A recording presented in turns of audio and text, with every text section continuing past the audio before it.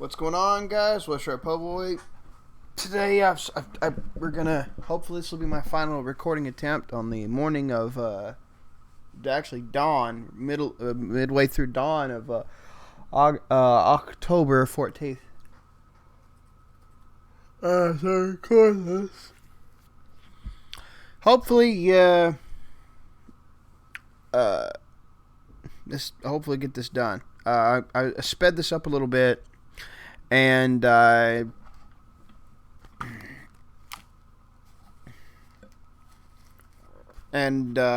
I'm gonna mostly give my points out at the end of the video when I play it. I will do a couple of interjections here and there. Let's get to it, shall we? Hello everyone and welcome. If you are an American and you've recently put gasoline inside of your car, well, chances are that gasoline had within it corn-based ethanol. And in this video, we're going to explain why corn-based ethanol is a dumb idea. No well-poisoned fallacy, please. Let's not have that. To use for fuel in your car. Now, the premise of corn-based ethanol is that it's a renewable fuel, meaning the carbon footprint of that fuel is much smaller than, say, gasoline itself. Where does this logic come from? Well, it's pretty straightforward. So for gasoline, we're pulling oil from underneath the ground, we're extracting that oil, refining it, using it as gasoline within our cars, and then burning that gasoline. They basically do a form of distilling where they cook the shit. It's called fractional distillation. Gasoline and light naphtha, which is blended into it, and so on and so forth, are taken out and are used to fuel gasoline into cars. Excuse me. We hit peak oil, which means we hit the production peak of the global petroleum, and before we started dipping in the amounts of easy to dig, cheaper shit, giant fucking decades of till deer, almost pretty much 19 years of a big till deer, essentially. Decades of anticipating it before that as well. And yeah, but they would to extend the supply. They started taking the natural gas condensate liquids that literally is a mixture of liquids that condense out of cooling natural gas. It's one of the first steps of the cleaning process. They blend that in gasoline. Problem is, butadiene is pretty fucking toxic stuff. And then there are aromatics you can get out of coal, tars, stuff like that. Then they can do any of the main forms of cracking, such as fluid catalytic cracking, hydrocracking, which is basically thermal or thermocatalytic, which is the thermal cracking, thermocatalytic cracking, fluid catalytic cracking, where the catalyst can move like a fluid through the vapors of the stuff you want to crack down. Or hydrocracking, which could be either the first three and then the introduction of hydrogen to help in the process. You can use either of these to crack down the kerogen extracted from tar sands and oil shale that may have as what we could call blend stock to add to gasoline to also stretch that supply out. That's what we've been doing. More so since then. And we're still doing that over time. Which puts CO2 into the atmosphere. So you have a direct path, one-way direction of taking that carbon from beneath the ground and putting it in our air.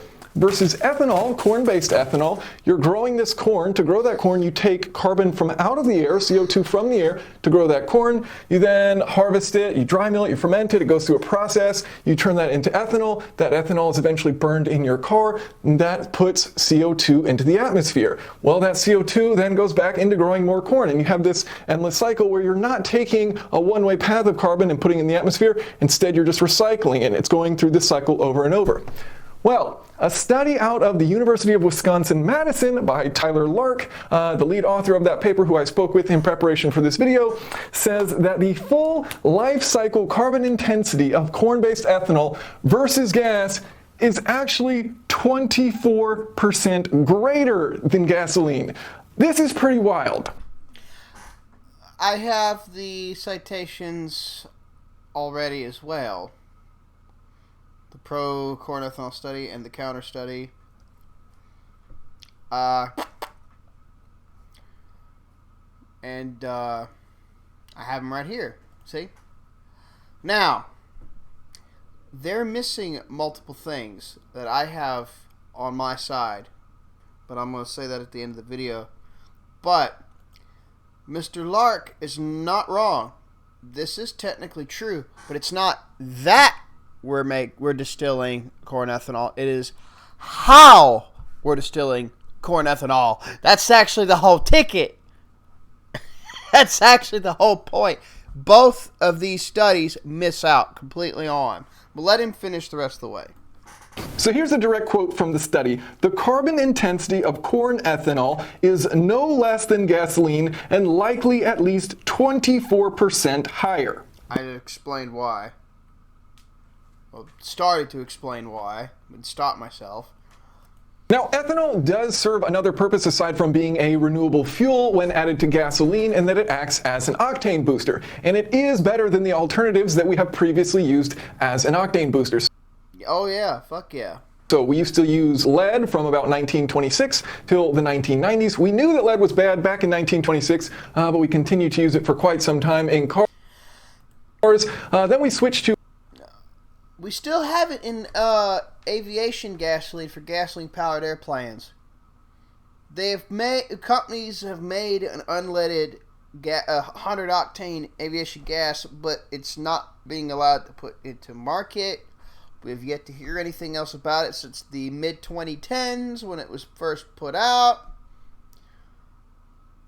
Unless it's never been touched on in any mainstream outlets by anyone, which should tell you something right there. That pretty much glows in the dark. And then you have the fact that I went on there and I looked for they're still trying to push to get it out there, which we kind of need that, because if we start doing that, we actually get rid of the last aspect of lead that's in our environment. That's being put in our environment. We get the last of the lead emissions out of the way if we do this.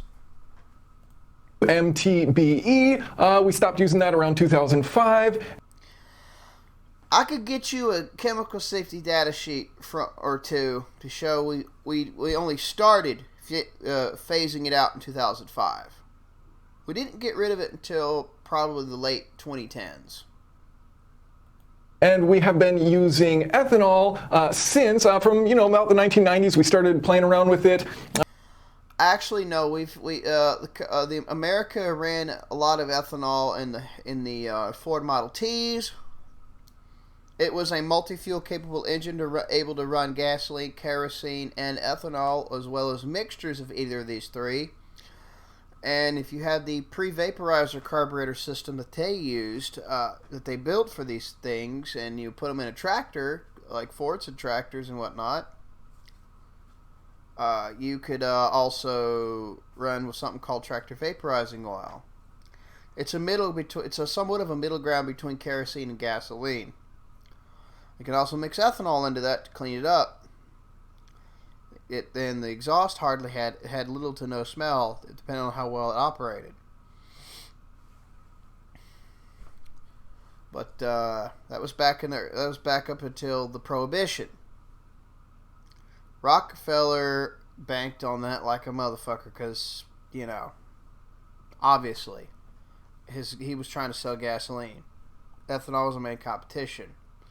I think his moral posturing about the drinking, his quote-unquote drinking epidemic throughout the states was a bit of a, at the time, was a bit of a fucking glow-up, if you don't mind my saying.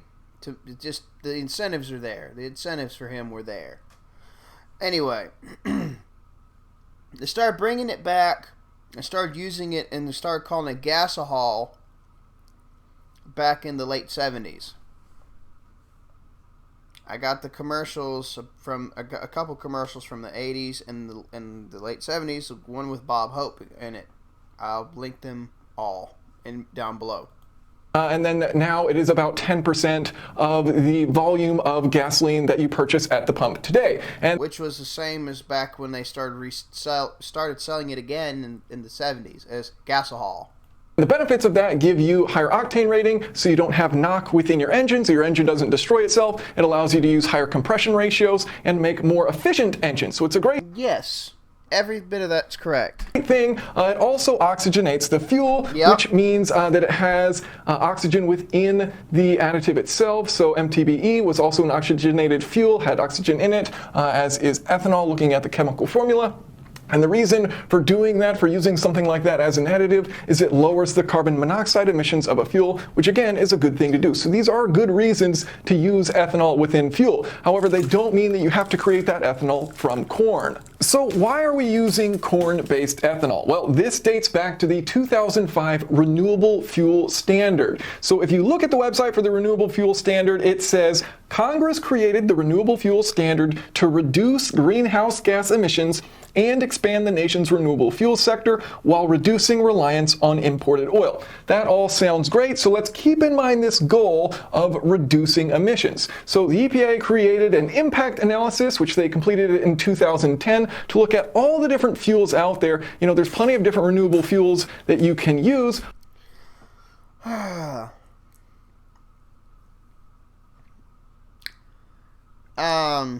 EPA, I could go into hours of why that system is a joke.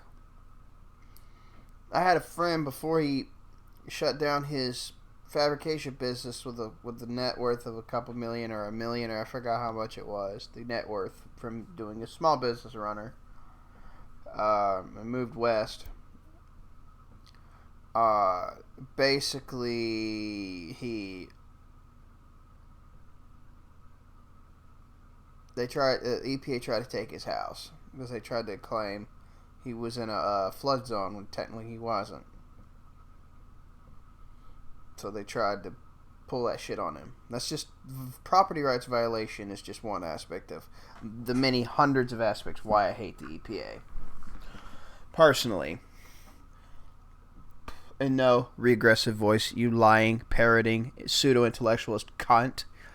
Property rights predate governments. They always have. Pick a nut, suck it. Anyways, I had to throw some shade at a pseudo-intellectual opponent. Anyways, continuing on. Of all these fuels out there, what option should we go with and select? And part of their criteria in creating this impact analysis, which by the way is like an 1,100-page document, it's massive. I'll include a link to it if you want to look through it. It's huge. But part of the requirements for this impact analysis stated that if we're going to select a fuel, it needs to have a 20% greenhouse gas emissions reduction. Okay. So then they looked into corn-based ethanol, and they found that corn-based ethanol had a, versus gasoline, 21% reduction. So we made tons of ethanol. So I'll give a quote here from that document. It says, the results for this corn ethanol scenario is a 21% reduction in greenhouse gas emissions compared to the gasoline 2005 baseline. Okay, so this is important because intuitively to me when I look at oil that has a direct path from the ground to the atmosphere, I think high emissions, and when I look at something that operates as a cycle, I think, okay, it's virtually no additional emissions, right? Because that carbon is coming from the air and then being put back into the air, so no net change, right? And in fact, what the EPA found is ethanol actually is at 79% of the emissions is just extracting it from the ground. So even the EPA study that looked into this found, hey, it's actually only 21% better than gasoline. This study out of University of Madison saying it's 24% worse. But keep that in mind, right? Like, because of that 21% better, we decided, hey, let's make tons of corn-based ethanol and put it in our fuel. Now, where do the emissions come from if this is just a constant cycle, right? Well, you've got the farming equipment, you've got the production of the corn, you've got fuel production, distilling all of that corn into, alcohol that you can then use as ethanol, distributing it, and then land use changes. And this is one of the really big factors, changing land in order to grow corn on it. So here's how that big ticket item of land use change works. Essentially, because we decided, hey, we're going to make all of this ethanol out of corn, farmers said, okay, well, we need more land to make all this corn. So it is estimated by this study that from 2008 to 2016, the amount of land increased to create corn increased by 26%. That is land that otherwise would not have been used for farming, according to this study. So you either clear that land and you let that vegetation decay, which of course means you have the carbon emissions from it, or you burn down everything on that land so that you can then use it for farmland. Of course, burning that all down, you're going to have emissions. But the real emissions from here are from tilling that land once you've cut everything down. So once you till that land, that churns up carbon from within the soil and it releases into the atmosphere. So remember, it also churns up nitrogen and releases it into the atmosphere too. Thought I'd throw that in there. you know, all these plants and things, they have these root systems. They're constantly putting carbon down into the soil. And when you till that, you take all that carbon from the soil and you put it into the atmosphere. In a document compiled by Cynthia Giles of Harvard Law School's Environmental and Energy Law program, she notes, carbon is emitted when the forests or grasslands are cut down and the vegetation either decays or is burned. But the largest source of carbon from converting land to crops in the United States is the soil itself. Plowing under U.S. grasslands released a significant amount of carbon, 90% of which originates in the soil.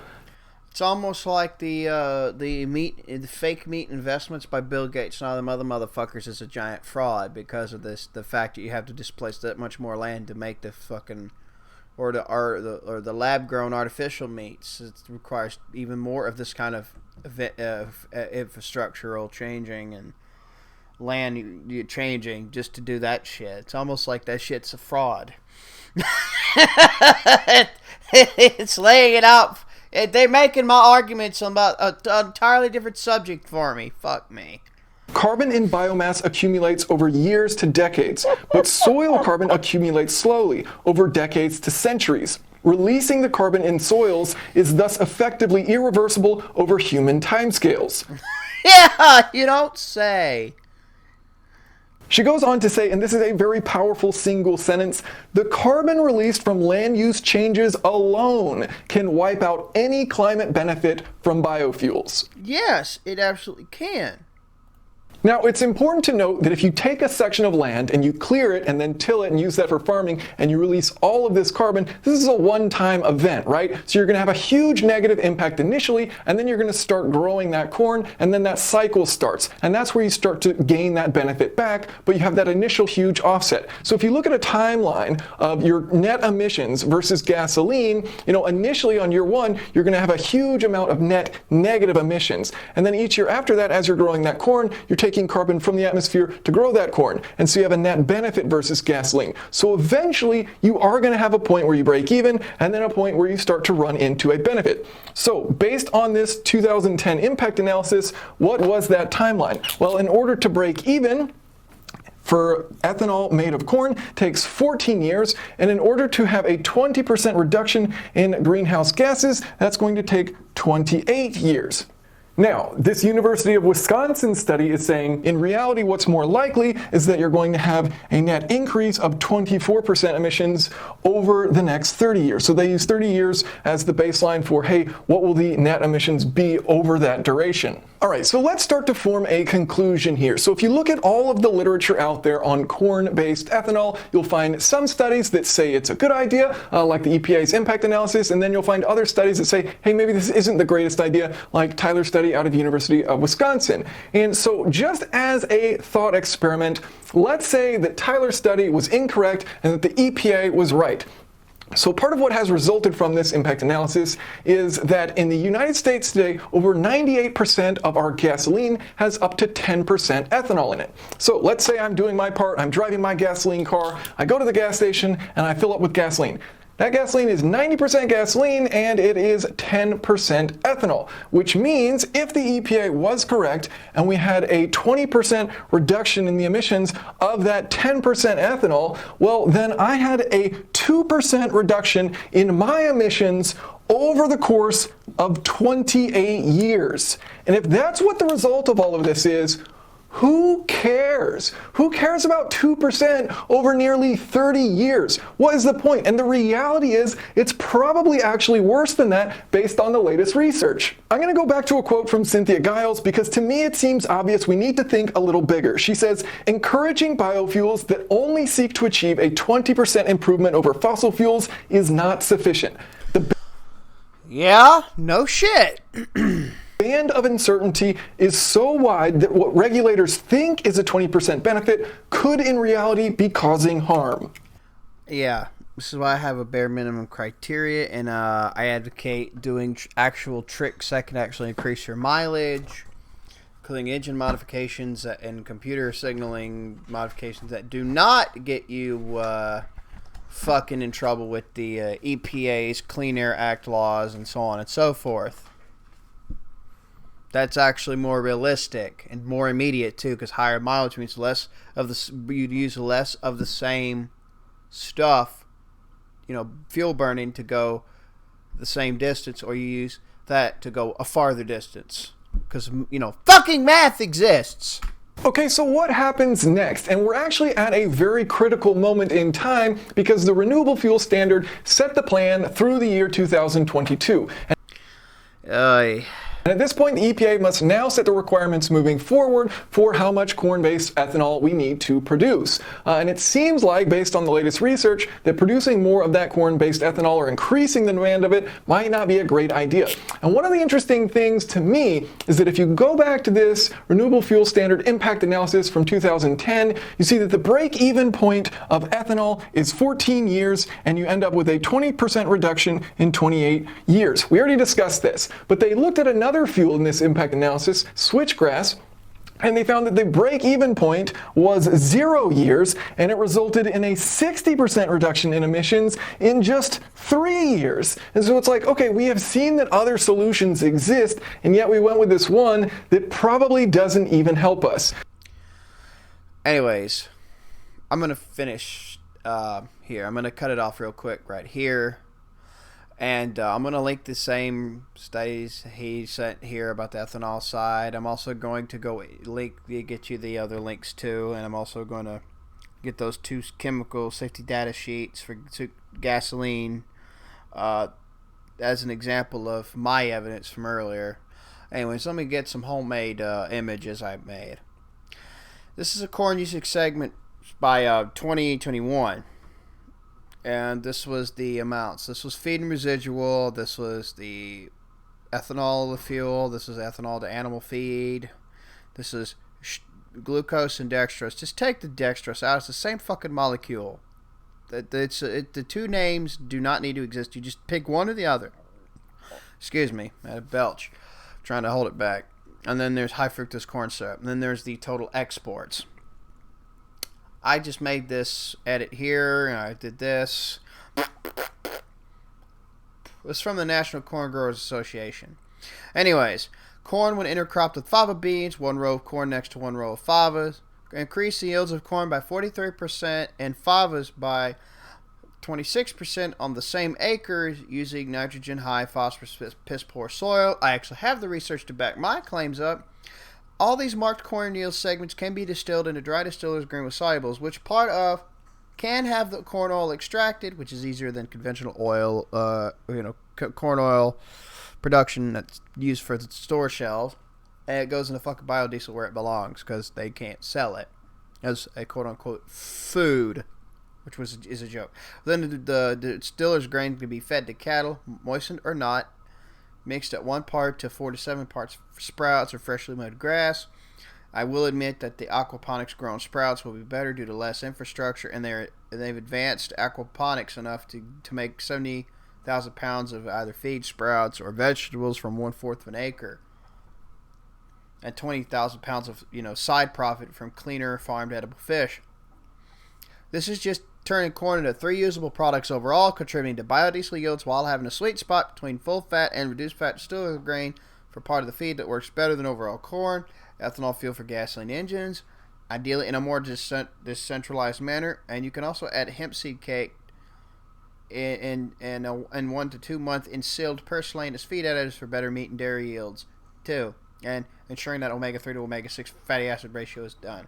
And also, may I consider pairing it with something called strip tilling. Looks like this. And making sure everything's mulched. So, sending out people to pick as many of the fava beans they can, harvest them, cutting the plants down before they get the actual corn, and press it in the ground before they send the corn harvesters. And then chop that up and use that as mulch for the ground. And then you strip till like this. Fertilize with minerals and actual conventional fertilizers every once in a while. You know, like you normally do, but with these couple of improvements. We already use the high power tractors. I got the stats on how strip tilling for corn raising is better than conventional, although not as good as no-till. The no-till does require a fuck ton more herbicide use.